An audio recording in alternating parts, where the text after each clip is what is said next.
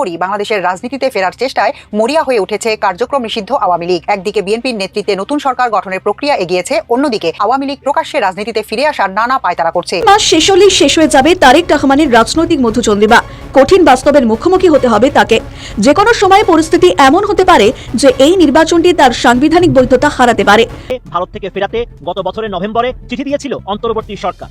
দুই দেশের বন্দী বিনিময় চুক্তির আওতায় তাকে ফেরত চায় ঢাকা। তবে সেই চিঠির উত্তর আজও দেয়নি নয়াদিল্লি। সরকারের ফ্যামিলি কার্ডের পাইলট প্রকল্প শনিবার অফিস করবেন প্রধানমন্ত্রী তারেক রহমান। বিএনপিকে জামায়াতের কাছে মাথা নত করতেই হবে, কারণ রাজপথে নামার প্রস্তুতি নিচ্ছে বিরোধী। অভ্যুত্থানে মানবতা বিরোধী অপরাধে দণ্ডিত হয়েছেন সাবেক প্রধানমন্ত্রী শেখ হাসিনা। তাকে ভারত থেকে ফিরিয়ে আনতে গত নভেম্বরে চিঠি দিয়েছিল অন্তর্বর্তী সরকার। নতুন সরকার জনস্বার্থ বিরোধী কর্মকাণ্ডে জড়ালে সংসদ ও রাজপথে প্রতিরোধ করে তুলবে জামায়াত।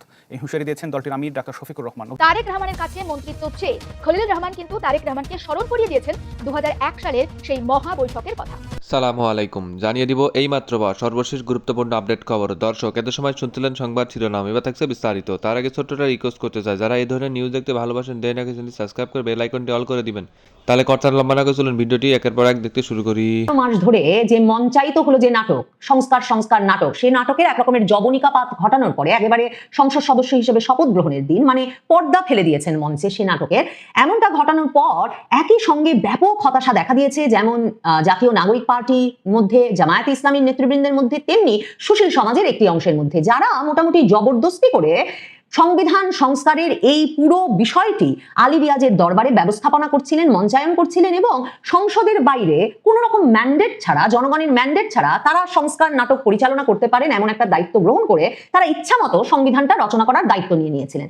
নাহিদ ইসলামরা এখন তাই যখন নির্বাচনের বিভিন্ন খুঁত নিয়ে সংবাদ সম্মেলন করছেন এবং বলছেন যে সংবিধান সংস্কার পরিষদ শপথ না নিলে বিএনপি তাহলে সংসদের আর কোনো অর্থই থাকে না, এবং হুঁশিয়ারি উচ্চারণ করছেন যে বিএনপিকে সংবিধান সংস্কার পরিষদের সদস্য হিসেবে শপথ নিতেই হবে, তখন আবার সুশাসনের জন্য নাগরিক এই সংস্থার, এই দোকানের প্রধান বদিউল আলম মজুমদার, যিনি কিনা আলী রিয়াজের দরবারে আলী রিয়াজের ডানহাত হিসেবে কাজ করছিলেন, সেই সংস্কারবাদী ব্যক্তি যারা কিনা সেই 90 দশকের শেষ থেকে বাংলাদেশের রাজনীতিবিদদের একদিন শায়েস্তা করে ছাড়বেন, বাংলাদেশের প্রধান দুই দল আওয়ামী লীগ বিএনপিকে মাইনাস করবেন, তাদের নিজেদের ইচ্ছা মতো সংবিধান লিখবেন, রাষ্ট্র ব্যবস্থা কায়েম করবেন এবং তারপর তাদের সাজানো গোছানো মতামত অনুযায়ী বাংলাদেশের রাজনীতি চলবে, রাষ্ট্রটা চলবে, সেই স্বপ্নে বিভোর হয়ে আছেন, যে স্বপ্নে তারা একবার 1-11ও ঘটিয়েছেন, সেই বদিউল আলম মজুমদারও এসে গলা মিলিয়েছেন জাতীয় নাগরিক পার্টির নেতৃবৃন্দের সঙ্গে এবং তারা এক সুরে বলছেন নির্বাচন ঠিকমতো হয়নি, নির্বাচনে অনেক প্রশ্নবিদ্ধ ঘটনা ঘটে গেছে এবং নির্বাচন কমিশন তাদের দায়িত্ব পালন করেনি এবং নির্বাচন কমিশন চাইলে এখনো আবারও পুনর্নির্বাচন দিতে পারে। দেখেন, বদিউল আলম মজুমদার, সুজন সম্পাদক, তিনি যে সংবাদ সম্মেলন করেছেন সেটা খুব গুরুত্বের সঙ্গে খুব স্বাভাবিকভাবেই প্রথম আলো এবং ডেইলি স্টার ছেপেছে, তাদের সুশীল সমাজের গুরুত্বপূর্ণ যে ভাগিদার অংশীদার তারা। তো প্রথম আলো সেখানে লিখছে যে বদিউল আলম মজুমদার বলেছেন ত্রয়োদশ জাতীয় সংসদ নির্বাচনে অযোগ্য প্রার্থীও প্রতিদ্বন্দ্বিতা করার সুযোগ পেয়েছেন বলে অভিযোগ উঠেছে। তা সত্ত্বেও নির্বাচন কমিশন তদন্ত করেনি, তারা তড়িঘড়ি করে গভীর রাতে গেজেট প্রকাশ করে দিয়েছে। গেজেট প্রকাশ করে তারা হাত মুছে নিয়েছে, তাদের আর যেন কোনো কিছু করার নেই।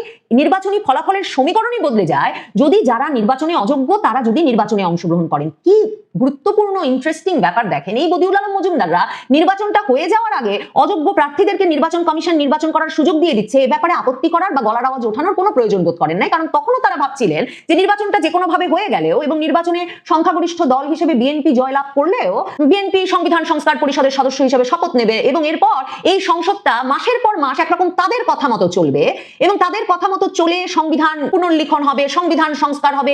এসব সমস্যায় 180 কার্য দিবস কিংবা 240 কার্য দিবস পর্যন্ত কেটে যাবে, যেমন স্বপ্ন দেখে রেখেছিলেন আলী রিয়াজ। এভাবে তারাই আসলে দেশটা পরিচালনা করবেন। কাজেই বিএনপি জিতলো না অন্য কোনো দল জিতলো তাতে কিছু আসে যায় না, নির্বাচনটা হয়ে যাক। এখন যখন নির্বাচন হয়ে গেছে এবং নির্বাচনে সংখ্যাগরিষ্ঠ দল বিএনপি একদম এমপি হিসেবে শপথ গ্রহণের দিনে এসেই বিড়াল মেরেছে, তারা কোনোভাবেই সংবিধান সংস্কার পরিষদের সদস্য হিসেবে শপথ নিতে রাজি হয় নাই। তারা প্রশ্ন তুলেছে গণভোট সংবিধানে নাই, তারা প্রশ্ন তুলেছে সংবিধান সংস্কার পরিষদ সংবিধানে নাই, সংবিধান সংস্কার পরিষদের শপথ সংবিধানে নাই। কাজেই বিএনপি চেয়ারম্যান তারেক রহমানের নির্দেশনায় বিএনপির স্থায়ী কমিটির সদস্য সালাউদ্দিন আহমেদ, যে কথা তিনি এর আগেও অনেকবার আলী রিয়াজের দরবারেও বলেছেন, এবার তিনি সোজাসাপটা সংবাদ মাধ্যমের সামনে বলেছেন বিএনপি সংবিধানের বাইরে কিছু করতে রাজি না, বিএনপি এসব সংবিধান সংবিধান সংস্কার পরিষদের শপথ টপথ নেবে না। জামায়াতে ইসলামী, জাতীয় নাগরিক পার্টি চেষ্টা করেছিল গ্যাঞ্জাম করার, তারা তাদের এই বিষয়ে তাদের ক্ষোভ দেখানোর চেষ্টা করেছিল, একটা নাটকীয়তা তৈরিরও চেষ্টা করেছিল, তারা বিক্ষোভ ডেকেছিল, তারা সরাসরি একেবারে জামায়াতে ইসলামীর আমির ঘোষণা দিয়েছিলেন যে কিছুতেই তারা এমপি হিসাবে শপথ নেবেন না যদি সংবিধান সংস্কার পরিষদের সদস্য হিসেবে বিএনপি শপথ না নেয়। জাতীয় নাগরিক পার্টিও বলে রেখেছিল যে তারা শপথ নিলে দুটো শপথই নেবে, আর না হলে তারা কোনো শপথই নেবে না। কিন্তু দেখেন এই যে নির্বাচনটা হয়ে গেছে, সেই নির্বাচনে 6টি আসন পেয়েছে জাতীয় নাগরিক পার্টি। মানে নির্বাচনের 2 মাস আগেও কল্পনাও করা যেত না, অনেক রাজনৈতিক বিশ্লেষক বলতেন যে 6টা ভোটও এই জাতীয় নাগরিক পার্টির নেতারা নির্বাচনে দাঁড়ালে পাবেন কিনা তা নিয়ে সন্দেহ। এরপর তারা জামায়াতে ইসলামীর সাথে জোট করার পর কয়েকটি আসন পাবেন ভাবা গিয়েছিল, কিন্তু 6টি আসন তারা পেয়ে যাবেন সেটা তো নিশ্চিতভাবেই এক রকমের অকল্পনীয় ছিল। কাজেই 6টি আসন জয়লাভ করার পর এই নাহিদেই আক্তার হোসেন, এই হাসনাত থেকে শুরু করে আবার নাম না জানা যে কজন পেয়েছেন আসন তারা, কিংবা জামায়াতে ইসলামীর নেতৃবৃন্দ 68টা আসন পেয়েছে জামায়াতে ইসলামীর এমপি পদে জামায়াতে ইসলামীর নেতারা। তারা কি সত্যি প্রস্তুত 2024 আগস্টের পর তাদের ব্যাপক রাজনৈতিক উত্থান, এই ভাগবাটোয়ারার নির্বাচনে তাদেরকে যেই শক্তিশালী অবস্থানে নিয়ে গেছে, তারা সেই শক্তিশালী অবস্থানটা ছেড়ে দেবেন? মানে জুলাই সনদের জন্য, সংবিধান সংস্কার পরিষদের জন্য তাদের এই জুলাই সনদের প্রতি যেহেতু বাংলাদেশের মানুষের কোনো সমর্থন নাই, বাংলাদেশের মানুষের কোনো সম্পর্কও নাই, যে ঠিক কি কারণে 18 মাস ধরে দেশটাকে অস্থিতিশীল রেখে দেশে যথেচ্ছ মববাজি করে ওই যে ঘরে বসে তারা কি পরিবর্তন করলেন বাংলাদেশের রাষ্ট্রের আর সংবিধানের, আর কেন এই জন্য মাসের পর মাস রাষ্ট্রীয় টাকা খরচ হলো, আর কেনই বা গণভোট হলো, এ বিষয়ে বাংলাদেশের শিক্ষিত অশিক্ষিত গ্রাম শহর বেশিরভাগ মানুষের কোনো ধারণাই নাই। কাজেই তারা যে ওই কাজে সমর্থন পাবেন যে জুলাই সনদ বাস্তবায়িত হচ্ছে না তাই আমরা অভিমান করে আর এমপি পদের শপথ নিচ্ছি না, এটা বললেই যে তারেক রহমানের সংসদ, তারেক রহমানের সরকার নড়বড়ে হয়ে যাবে সে সম্ভাবনা যে কম, সেটা বোঝেন জাতীয় নাগরিক পার্টি আর জামায়াতে ইসলামীর নেতৃবৃন্দ। বরং তারা বোঝেন এর সুযোগ পেলে বিএনপির সাথে সাথে উপনির্বাচন দেবে এবং প্রয়োজনে আমির নির্বাচন করবে। তাদের অসংখ্য বিদ্রোহী স্বতন্ত্র প্রার্থী প্রতিটি আসনে দাঁড়ানোর জন্য প্রস্তুত ছিল, তারা তেমন একটা নির্বাচন করে সংসদ পূর্ণ সংসদে পরিণত করবে, আর না হলে হয়তো আওয়ামী লীগকেই ফিরিয়ে আনবে। সেই ভয়াবহ পরিণতির কথা ভেবে, মানে একবার ছিটকে পড়ার ভয়ে এই সংসদ থেকে জামায়াতে ইসলামী বা জাতীয় নাগরিক পার্টি এমন কোনো ডাকও দিতে পারছে না যে সংবিধান সংস্কার পরিষদের সদস্য হিসেবে শপথ না নিলে যেহেতু সংসদের আর কোনো অর্থই থাকছে না তাই আমরা সংসদে যাব না, কিংবা তারা বলছেন না যে তারা আন্দোলনে যাবেন। জামায়াতে ইসলামী শপথের দিনেই বিকাল 3টায় একটা বিক্ষোভ কর্মসূচি ডেকে পরে সেটা বাতিলও করতে বাধ্য হয়েছিল। জামায়াতে ইসলামীর আমির এখন আর কোনো প্রতিবাদ বিক্ষোভের কথা বলছেন না, তিনি তার এলাকায় রাস্তা ঝাড়ু দিচ্ছেন, জনগণের সেবক হিসেবে নিজের ভাবমূর্তি গড়ে তুলতে এই কাজ করে বেড়াচ্ছেন।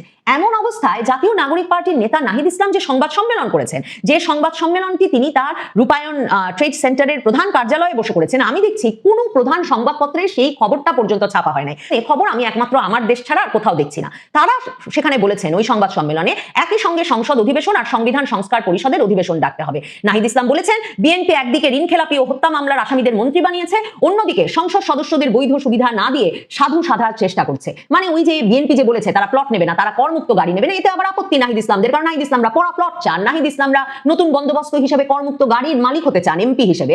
কাজে তারা এটাতে ক্ষুব্ধ।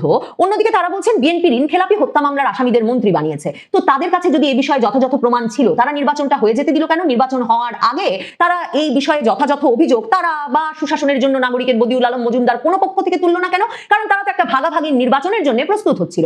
দেখেন এই যে অযোগ্য ব্যক্তিদের নির্বাচনে করতে দিলে যোগ্য ব্যক্তিদের সঙ্গে ঠিক আচরণ করা হয় না বলে এখন জ্ঞান দিচ্ছেন সুশাসনের জন্য নাগরিকের বদিউল আলম মজুমদার। তিনি তখন প্রশ্ন তোলেন নাই যে শুধুমাত্র হাসনাত আব্দুল্লাহর বিপরীতে দাঁড়ানো বিএনপি নেতা, তিনি যিনি কিনা কয়েকবারের এমপি, যিনি কিনা বর্ষিয়ান বিএনপি নেতা, তিনি কেন হঠাৎ করে কোন জাদুর বলে নির্বাচন কমিশনের কাছে ঋণ খেলাপি হিসেবে বাতিল প্রার্থীতে পরিণত হলেন, এবং কেন তাকে ঠিক ভোটের দুদিন আগে বিএনপি এমনকি দল থেকেও বহিষ্কার করে দিল, আর একেবারে বিনা প্রতিদ্বন্দ্বিতায় হাসনাত আব্দুল্লাহ এমপি নির্বাচিত হতে পারলেন। কাজেই কোথায় ঋণ খেলাপিদের নির্বাচন করতে দেওয়া হবে, কোথায় দেওয়া হবে না, সেগুলো তো নির্ধারিত হচ্ছিল সুনির্দিষ্ট জায়গায়। দেখেন এই যে নাহিদ ইসলামের বিরুদ্ধে নির্বাচনের দুদিন না কদিন আগে একটা রিট দায়ের হলো যে তিনি ডমিনিকান রিপাবলিকের নাগরিকত্ব কিনেছেন, সেই পাসপোর্টের ছবিও বেরিয়ে এলো। তার কি ফয়সালা হলো সেসব কিছুই কিন্তু ঠিক হয় নাই, কিন্তু জাতীয় নাগরিক পার্টির নেতারা এই বিষয়েও আর মুখ খুললেন না। দেখেন নাহিদ ইসলাম বলছেন যে নানা কারণে তাদের স্বপ্নভঙ্গ হয়েছে, নির্বাচন প্রশ্নবিদ্ধ হয়েছে, আমরা সামনের দিকে এগুতে গণতন্ত্রের স্বার্থে, দেশের স্থিতিশীলতার স্বার্থে নির্বাচনের ফলাফল মেনে নিয়েছি, বাংলাদেশের জাতীয় সংসদকে এবং সংবিধান সংস্কার পরিষদকে কার্যকর করতে আমরা শপথ গ্রহণ করেছি। কেন? মানে নির্বাচন নানাভাবে প্রশ্নবিদ্ধ হয়েছে, হয়েছে, নির্বাচনের ফল নানাভাবে নির্বাচনে নানা রকম কারচুপি হয়েছে, সেসব বলবার পরেও তারা মেনে নেবেন কেন স্থিতিশীলতার স্বার্থে? নাকি তারা সে কারণে মেনে নিয়েছেন যে উল্টো এখন বিএনপির বিভিন্ন প্রার্থীরা সিরাজগঞ্জে, ঢাকায় সংবাদ সম্মেলন করে প্রশ্ন তুলছেন, প্রমাণাদি হাজির করছেন যে কিভাবে জামায়াতে ইসলামী জোটের প্রার্থীরা নির্বাচনী ফলাফলের কারচুপিতে কিংবা ভোট কেন্দ্র দখলে সিল মারতে ব্যস্ত হয়ে পড়েছিলেন। মির্জা আব্বাস ঢাকার কেন্দ্রে প্রশ্ন তুলেছেন, নাসিরউদ্দিন পাটোয়ারি কি করে এত ভোট পেলেন? বিএনপি নেত্রী টক শোতে বসে বলছেন যে জামায়াতের আমির হেরে যাচ্ছিলেন, তাকে জিতিয়ে দিতে বিএনপি একটা পর্যায়ে আসনটা ছেড়ে দিয়েছে। এমন একটা ভাগবাটোয়ারা নির্বাচন হয়েছে বলেই কি স্থিতিশীলতার স্বার্থে নাহিদ ইসলামদের মেনে নিতে হয়েছে এবং তারা গিয়ে শপথ নিয়েছেন? আর শেষ পর্যন্ত তারা মানে তাদের জবরদস্তিটা চালিয়ে যাবেন নতুন সরকারের উপর, নতুন ব্যবস্থার উপর, যেই প্রক্রিয়ায় মানে ওই সংবিধান সংস্কার পরিষদের নামে সেই নাটকটা সফল হয়নি বলে এখন তারা আপত্তি করছেন।